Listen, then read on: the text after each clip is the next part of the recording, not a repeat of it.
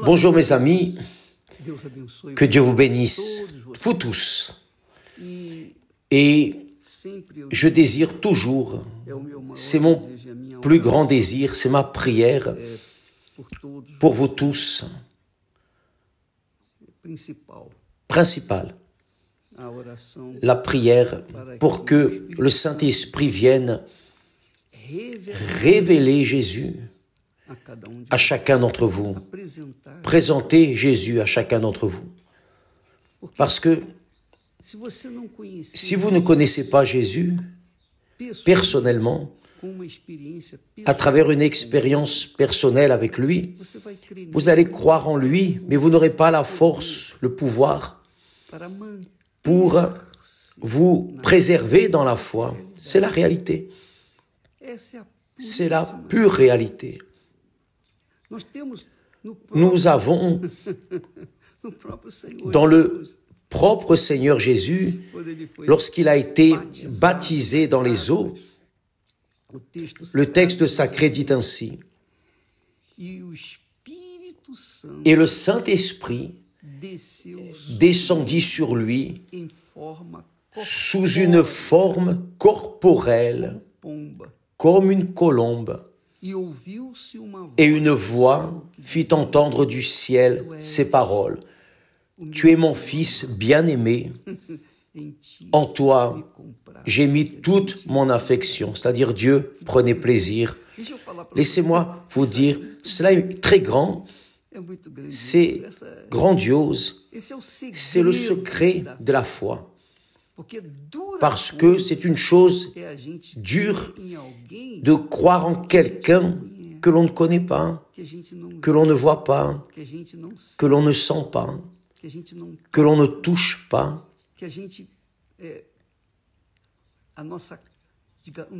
Notre corps ne perçoit pas.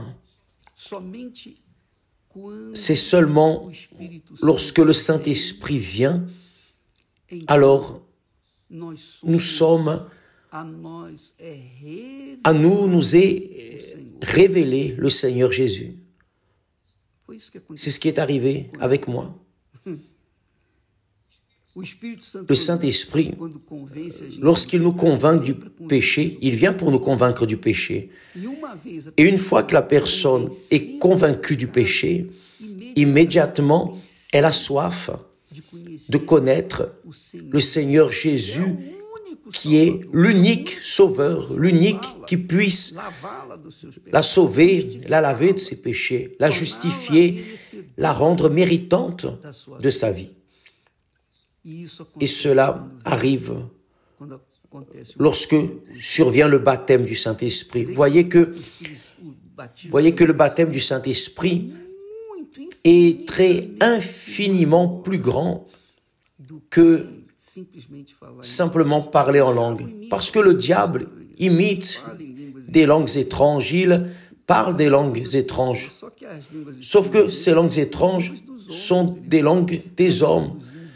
Il parle la langue des indigènes, la langue des Indiens, il parle la langue des musulmans, de tous, de toute l'humanité. Il connaît toutes les langues parce qu'il agit dans ce monde.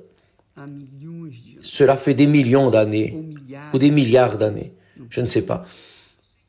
Je ne sais qu'une chose, c'est que si vous ne connaissez pas le Seigneur Jésus, vous ne connaissez pas le Saint-Esprit. Le Saint-Esprit convainc notre conscience que nous sommes dans le péché. Il nous convainc du péché.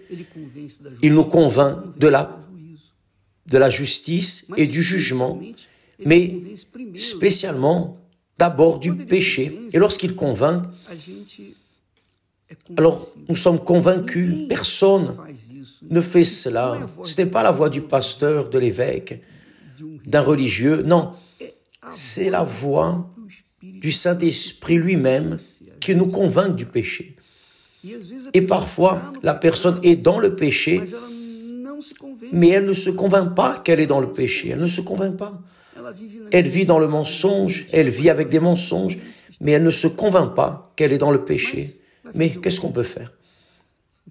Alors, ma prière est que le Saint-Esprit vienne ouvrir les yeux de tous, vous tous, les yeux spirituels, les yeux qui voient véritablement la grandeur de Dieu, le salut divin. Alors, quand Jésus est passé par cette expérience, et c'est là-dessus que je veux focaliser aussi, par exemple, il a été baptisé dans les eaux. Lorsqu'il s'est levé, une colombe s'est posée sur lui, sur sa tête. Et je pense, mais pourquoi? Pourquoi est-ce que Dieu a montré une colombe sur la tête de Jésus? Et après, il a dit, celui-ci est mon fils bien-aimé, en qui j'ai mis toute mon affection. Pourquoi? Parce qu'il est évident que les personnes pourraient dire ainsi, une colombe folle s'est posée là, sur la tête de Jésus. C'est une chose comme ça, inattendue. Une colombe est venue et a décidé de se poser. Alors, pour que reste configuré, établi, révélé que cette colombe représentait le Saint-Esprit, qui était Dieu lui-même en esprit, qui s'est, disons, matérialisé. Alors, Dieu a aussi dit, tu es mon fils bien-aimé en qui j'ai mis toute mon affection. C'est-à-dire, quand la personne reçoit le baptême du Saint-Esprit, elle n'a pas besoin de recevoir une colombe. La colombe n'a pas besoin de descendre sur sa tête. Non, ce n'est pas nécessaire en aucune manière. Je pense même, je n'ai jamais entendu parler que quelqu'un baptisé du Saint-Esprit ait reçu une colombe descendant sur sa tête. Cela est arrivé exclusivement avec le Seigneur Jésus, mais ce qui laisse bien clair, c'est que quand Dieu dit « Voici mon fils bien-aimé, en qui j'ai mis toute mon affection », cela arrive avec ceux qui reçoivent le baptême du Saint-Esprit. Il n'y a pas de colombe, mais cette voix, la voix parlant à la personne dans son intellect, dans son intérieur, tu es mon fils. Maintenant, plus jamais tu ne seras seul, je suis ton père. Alors, cette voix se révèle à la personne baptisée du Saint-Esprit. Bien sûr que, comment est-ce qu'on va expliquer cela? Il n'y a pas de manière d'expliquer cela, il n'y a pas d'explication. La Bible n'explique pas cette expérience de Jésus. Elle ne fait que marquer qu'une colombe est descendue sur sa tête et que le Dieu Père a dit « Tu es mon fils bien-aimé, en toi j'ai mis toute mon affection ». Cette voix se fait présente dans la vie de ceux qui véritablement sont scellés avec le Saint-Esprit, sont marqués avec le Saint-Esprit. Parce que qui scelle du Saint-Esprit, qui baptise du Saint-Esprit aujourd'hui, c'est le Seigneur Jésus lui-même. Ce n'est pas le Saint-Esprit qui descend ainsi de manière aléatoire. Non, c'est le Seigneur Jésus lui-même qui baptise. C'est lui qui baptise. Alors, quand la personne est baptisée du Saint-Esprit, alors il y a la révélation de Jésus pour cette personne.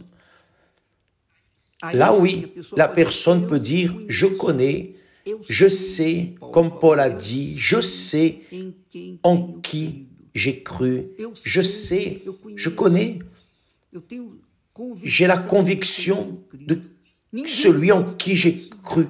Personne ne peut enlever cela de moi, personne est capable d'ôter cette conviction personnelle, parce que l'Esprit de Dieu me l'a révélé. Et là, vous, peut-être, vous qui avez déjà été baptisés, scellés du Saint-Esprit, vous devez sentir une joie dans votre âme. Parce que le jour où vous avez été scellés, quand vous avez reçu le Saint-Esprit, vous avez même dû donner votre témoignage. Oh, je n'ai pas senti d'émotion, je n'ai pas senti une émotion, rien de cela. Mais j'ai entendu une voix à l'intérieur de moi. Tu es mien, tu es mienne, n'est-ce pas? Ce n'était pas ce qui vous est arrivé. Maintenant, plus jamais tu ne seras seul. Alors, Dieu s'est révélé à vous. Quelle chose glorieuse, magnifique. Alors, vous savez, là oui, avec cette révélation, vous avez connu le Seigneur Jésus, là oui, vient une paix indescriptible. Et avec cette paix, une joie suit cette paix, mais pas une joie comme la joie des êtres humains, non, ce n'est pas une joie fantaisiste, ce n'est pas une joie d'avoir écouté une blague ou d'avoir vu une chose marrante dans ce monde. Non, c'est une joie qui naît à l'intérieur là, au plus profond de l'âme, parce que l'âme, notre âme, elle a rencontré le propre Seigneur Dieu. Alors, il y a cette conviction, cette joie. Ah, mes amis, cela arrive avec ceux qui sont scellés du Saint-Esprit. Je vous ai déjà raconté, je ne sais pas si vous avez déjà entendu, mais je vais répéter parce qu'il y a des personnes qui ne connaissent pas cette histoire. Quand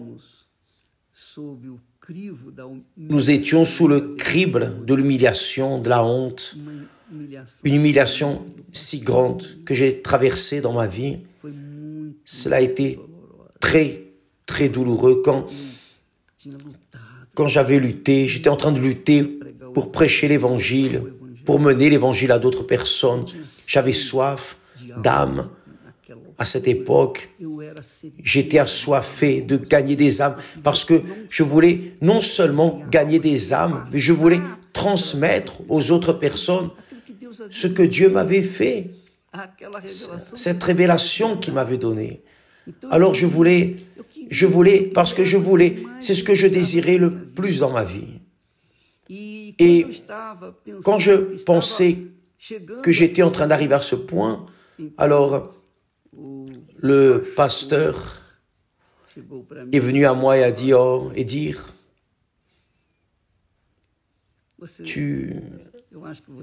je crois que tu dois rester là à la loterie, va vendre tes billets et vivre ta vie parce que tu n'as pas d'appel. Quand il a dit ça, j'ai ravalé ma salive et une immense tristesse est entrée en moi, une douleur d'avoir été exclu des autres qui étaient avec moi. J'ai senti une douleur immense, pas seulement la honte, mais cette voix diabolique essayant de suffoquer le cri qui sortait de mon âme, voulant gagner, mener à d'autres personnes ce que Dieu m'avait donné. Et lui, lorsqu'il a parlé ainsi, dans cette réunion, dans cette veillée, quand il a parlé ainsi, tous mes collègues, et même des ouvrières et d'autres pasteurs, ils m'ont regardé parce qu'ils me connaissaient bien. J'avais beaucoup d'intimité avec eux, je vivais là. Alors, qu'est-ce qui s'est passé?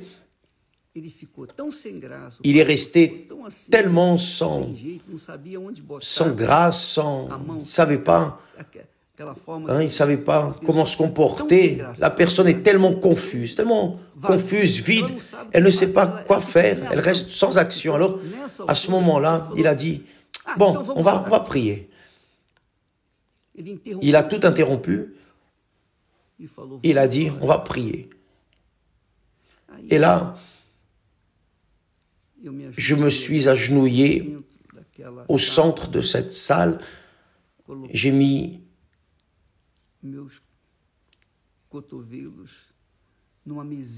mes coudes sur une petite table basse et j'ai dit à Dieu, je ne savais même pas quoi dire. J'étais tellement abattu à ce moment-là que j'ai dit mon Père. Quand j'ai dit mon Père,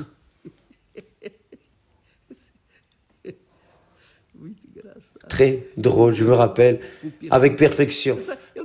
Je ne me rappelle pas de beaucoup de choses dans ma vie, mais il y a certaines choses que je n'oublie pas, que jamais je n'oublierai. Ni l'amnésie ne me fera oublier. Quand j'ai dit mon Père, c'est comme si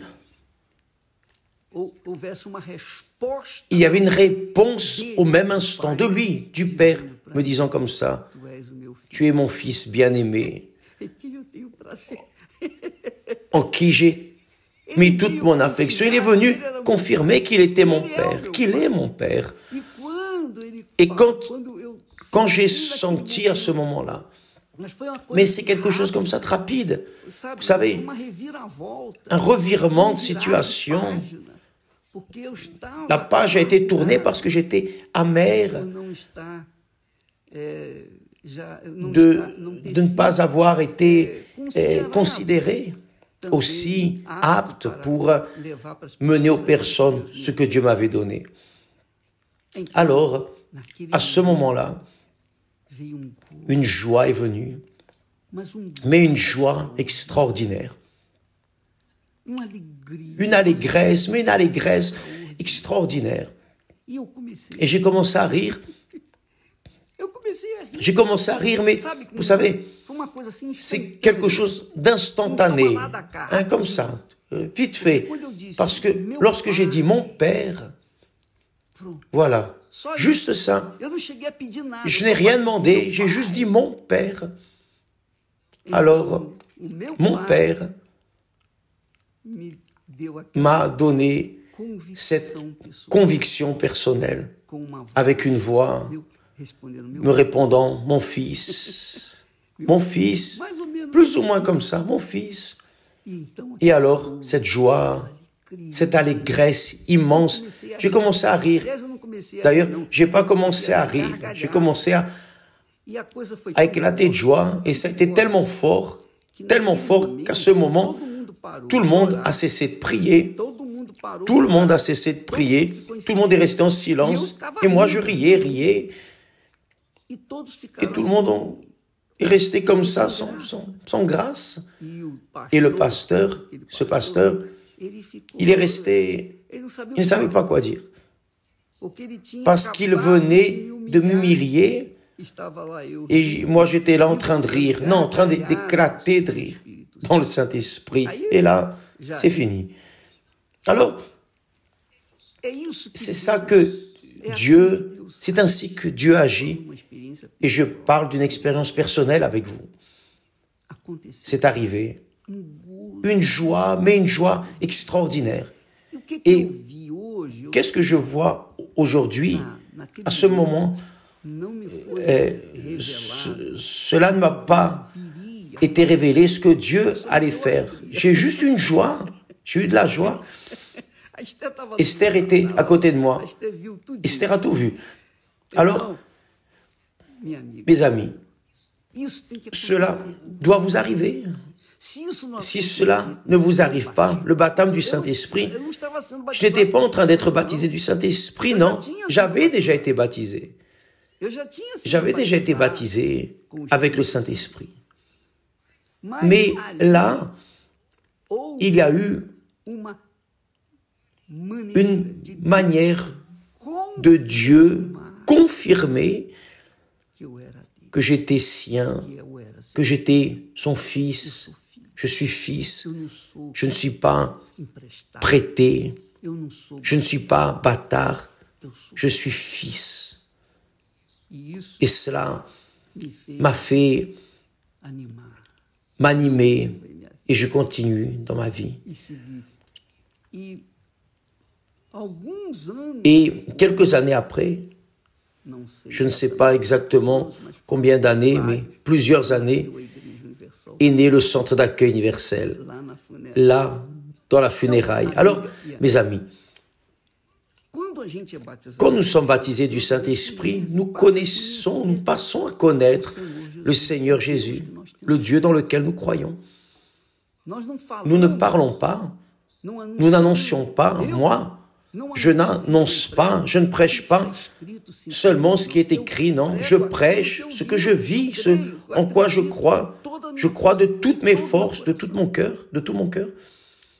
Alors, quand viennent les luttes, quand viennent ces expériences dramatiques que nous traversons dans la vie, les afflictions, les tribulations, Jésus a promis des afflictions. Il a dit, oh, dans le monde, vous aurez des afflictions. Mais prenez courage, je suis avec vous. J'ai vaincu le monde. Alors, nous savons que nous allons affronter des problèmes. Mais nous allons sortir bien parce qu'il est avec nous. Il est en nous. Parce que le Saint-Esprit lui-même confirme cela en nous, au mieux, en ceux qui sont scellés, marqués par le Seigneur Jésus lui-même, à travers le baptême du Saint-Esprit. Quand la personne, tant que la personne n'est pas baptisée du Saint-Esprit, et elle a ce désir de l'être, elle est en train de commencer à esquisser une foi, une soif, mais cette soif ne sera étanchée que lorsqu'elle cherchera de tout son cœur, avec toutes ses forces, avec toute sa pensée, de toute son âme. Et là, beaucoup de personnes demandent, mais évêque, que signifie remettre son cœur? Que signifie donner la vie à Jésus? Que signifie? C'est ça. Vous donnez priorité, vous mettez à la première place ce que vous voulez. Qu'est-ce que vous voulez? Par exemple, vous qui avez déjà eu vos expériences amoureuses, vous qui, nous tous, nous avons eu ces expériences, n'est-ce pas? Alors, amoureuses, sentimentales. Alors, quand nous aimons une personne, quand vous tombez amoureux, quand nous tombons amoureux d'une personne, nous ne voyons aucun sacrifice, nous ne mesurons aucun sacrifice pour se donner à cette personne, pour avoir cette personne avec nous pour toujours. C'est pas vrai. Alors, quand les enfants partent de la maison, fuient de la maison, contrariant la volonté des parents pour s'unir avec une personne qui ne sont pas des personnes correctes, ce qu'elles devraient faire, des personnes à qui elles devraient remettre leur vie, mais elles le font à cause de la passion, à cause du cœur rempli de volupté, de vouloir prendre possession de l'autre personne. Elle se donne corps, âme, esprit, n'est-ce pas? Ce n'est pas comme ça. Vous savez déjà, vous qui vous êtes déjà donné à quelqu'un de toutes vos forces, de tout votre cœur, de toute votre âme, et après vous vous êtes repenti. Bon, mais d'abord vous êtes donné, vous êtes abandonné 100%. Vous êtes passé par-dessus vos parents, vous êtes passé par-dessus votre morale, votre conduite, votre dignité. Vous avez tout laissé de côté. Vous ne voulez rien savoir de ce que les gens allaient dire. Rien de cela. Vous vous êtes lancé, vous êtes immergé dans votre abandon à cette créature que vous disiez aimer, Vous étiez amoureux, amoureuse. Bien, c'est ça, c'est précisément cela. L'abandon à Jésus, il doit être le premier, véritablement, au-dessus de votre vie, de vos projets personnels, de vos plans, de vos rêves, au-dessus de la famille, du père, de la mère, des enfants, du mari, de l'épouse, du fiancé, de la fiancée, du petit ami, de la petite amie, au-dessus de tout, au-dessus d'argent, de tout, de toute chose. Il doit être le premier, c'est-à-dire vous devez vous donner de toute votre âme, c'est-à-dire tout votre être spirituel, tout votre être matériel, toute votre pensée, c'est-à-dire votre intelligence, votre capacité de raisonnement. Bien sûr que quand la personne a un comportement ainsi, une attitude de cette manière, elle va se rencontrer avec Jésus rapidement parce que elle donne son tout, elle donne son meilleur, et elle répond à l'appel, à la proposition que Jésus fait, comme il a fait là, le dernier jour de la fête des tabernacles, lorsqu'il s'est levé, le dernier jour de la fête, il a clamé en disant « Celui qui a soif, vienne à moi ». Que celui qui a soif, qui est prêt véritablement à se donner, à boire de cette eau que j'ai, qu'est le Saint-Esprit, vienne à moi. Alors, vous voyez beaucoup de personnes venir à l'église, mais ne pas venir à Jésus. Vous voyez beaucoup de personnes venir au pasteur, à l'évêque, mais pas à Jésus. Vous voyez beaucoup de personnes priant, mais ce sont des prières froides, des prières mortes, tièdes, qui ne disent rien, qui parlent, mais ne disent rien. Alors, mes amis, c'est cela que veut dire se donner de corps ou esprit. D'abord l'esprit, vous décidez ici, je me donne, je me remets, je décide, mon cœur, c'est-à-dire mon âme, n'est pas ferme, mais je remets, je donne mon âme aussi, je donne mon corps. Je veux que mon corps serve comme un temple, une habitation Saint-Esprit, qu'il soit sanctifié, purifié, parce que je me donne d'esprit, d'âme et de corps, 100% pour mon Seigneur. Alors, quand la personne réellement fait cela, prend cette décision, évidemment, Dieu répond parce que Dieu n'est pas injuste. Parce que lui-même propose, a dit, celui qui a soif, viens à moi. Donc, quand vous allez avec toute votre pensée, tout votre cœur qui est votre âme, tout votre corps à sa recherche, que ce soit dans une veillée, au travail, vous êtes toujours en train de penser comment vous pouvez plaire à Dieu et vous allez à la recherche, que ce soit aux toilettes, dans un lieu isolé, vous êtes toujours en train de vouloir avoir cette communication. Dieu voit votre effort, Dieu voit votre lutte, Dieu voit votre abandon et Dieu, naturellement, dans la personne du Seigneur Jésus-Christ, vous remplit de son esprit. Et là, oui, vous connaissez Jésus, vous le connaissez, vous savez, quand vous avez été baptisé, n'est-ce pas? Vous connaissez le nom du pasteur qui vous a baptisé, n'est-ce pas? Vous vous rappelez? Bien, le baptême du Saint-Esprit, quand vous êtes baptisé du Saint-Esprit, vous savez que c'est Jésus qui vous a baptisé. Vous avez la certitude et la conviction, vous n'oubliez pas, parce que c'est lui qui est descendu sur vous, dans la personne du Saint-Esprit. Et là, oui, vous devenez la propre parole de Dieu vivante. Vous êtes la gloire de Dieu vivante ici sur la terre. pour témoigner de Jésus, témoigner qu'il est vivant, qu'il est ressuscité, même ne l'ayant jamais vu. Mais après que vous recevez le baptême du Saint-Esprit, vous devenez témoin impeccable de la résurrection de Jésus. Et là, votre vie se transforme.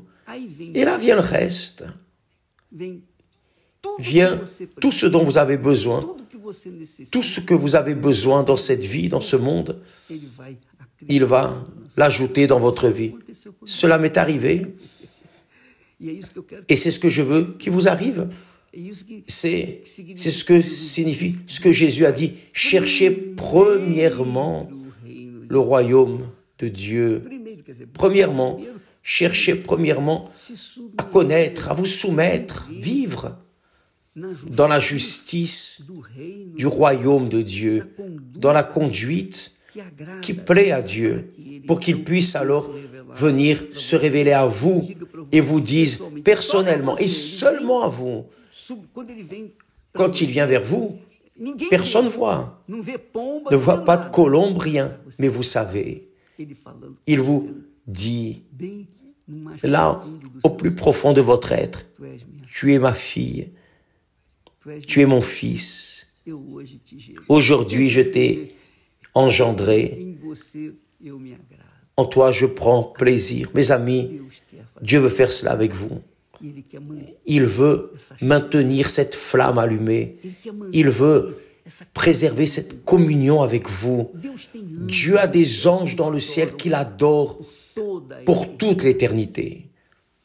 Mais quand une âme reconnaît, s'abandonne, gagne le salut, a une rencontre avec Dieu, alors là, il y a une fête dans les cieux. Cela vaut plus que 1 milliard de personnes justes. Dieu est glorifié dans la vie de cette personne, de cette âme, rachetée, sauvée. Très bien. Si vous avez soif, alors vous allez à l'église chaque jour. Ah, mais évêque, j'habite loin. Mes amis, faites attention. Si vous voyez une difficulté pour aller à l'église, alors oubliez ce que je dis. Parce que quand la personne est amoureuse de quelqu'un, il n'y a pas cette chose d'habiter loin, il n'y a pas cette chose qu'il n'y a pas de bus, il n'y a pas de train, il n'y a pas de ceci, il n'y a pas de cheval. La personne y va en charrette, à cheval, à pied, à vélo. Elle y va de n'importe quelle manière, mais elle y va en stop. Mais elle fait tout ce qui est possible, mais elle va à la rencontre de la personne dont elle est amoureuse. Oui ou non? Ce n'est pas ce qui vous est arrivé, peut-être qui me regardez maintenant pour la première fois. Ben oui, c'est ce qui doit vous arriver entre vous et Jésus. Il doit être votre plus grande passion. Bon, nous continuerons à parler à ce sujet. Que Dieu ouvre votre compréhension. J'aimerais parler de manière plus claire. J'aimerais avoir des mots qui viennent réellement être parfaitement compris par tous. Mais malheureusement, je suis humain et je suis rien de plus ni moins qu'un vase d'argile. Que Dieu vous bénisse tous. Ce dimanche, venez, qui a soif, vienne. Venez le matin, venez l'après-midi, venez le soir, venez à n'importe quelle heure, venez à la recherche. Parce que dans cette lutte que vous menez pour venir à sa rencontre, Dieu voit votre effort. Dieu voit que vous êtes en train, disons, de vous faire violence, à votre volonté, à votre chair, pour qu'il puisse alors venir sur vous. Vous vous faites violence pour avoir une rencontre avec lui. Je doute, il serait injuste s'il ne répondait pas à cette passion avec laquelle vous le cherchez de tout votre cœur. Il vient à votre rencontre. Que Dieu vous bénisse au nom du Seigneur Jésus. Amen.